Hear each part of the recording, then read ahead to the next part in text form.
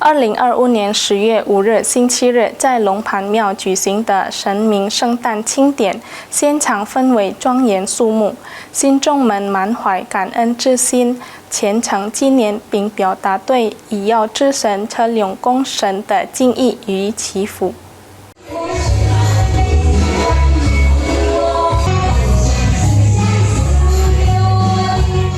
2025年10月5日星期日，位于居港Angkatan 45路 Persatuan Gang 的龙盘庙隆重庆祝车龙公神圣诞，整个祈福仪式庄严肃穆，并在最后以共同用餐圆满结束。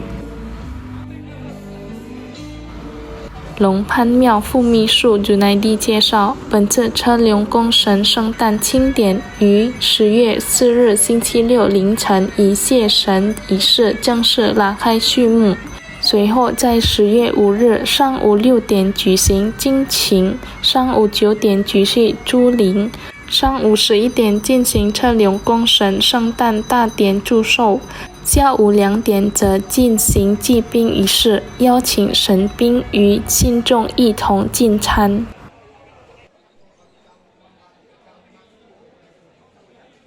本次庆典在热闹的华人信众聚餐与文艺表演中落下帷幕。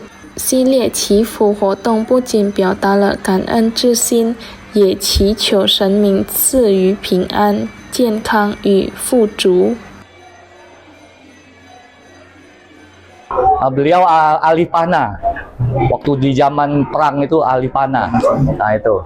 Kalau sekarang sudah diangkat sebagai dewa, dia pengobatan.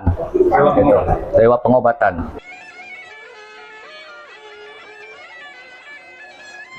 龙盘庙副秘书Junaidi补充表示，通过这样的庆典，华人信众能够更加团结，共同祈愿和谐安宁的生活，以及丰盛的福泽与康健。